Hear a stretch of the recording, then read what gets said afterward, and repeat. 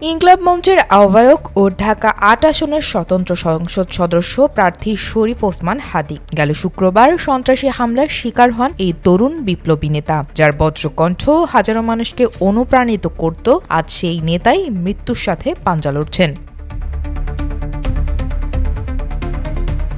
হাদি হত্যা চেষ্টার এ ঘটনায় অভিযুক্ত ফয়সাল বাইক চালক আলমগীর শেখকে শনাক্ত করতে সক্ষম হয়েছে পুলিশ। তবে ধারণা করা হচ্ছে ভারতে পালিয়ে গিয়ে থাকতে পারে এ আসামিরা।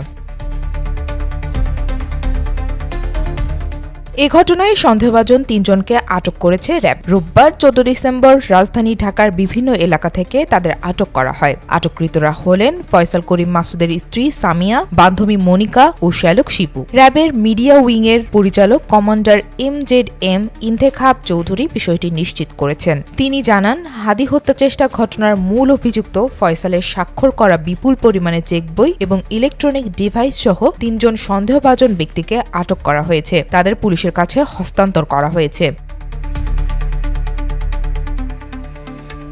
এদিকে যে মোটরসাইকেলে চড়ে এ হত্যা চেষ্টা চালানো হয়েছে সেই মোটরসাইকেলের মালিককেও গ্রেফতার করেছে পুলিশ।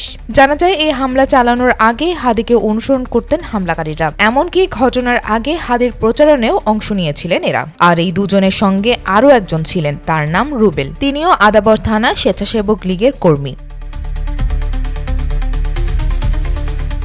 এদিকে আটককৃতদের হামলার সাথে সম্পৃক্ততা আছে কিনা তা যাচাই বাছাই করে দেখছেন পুলিশ।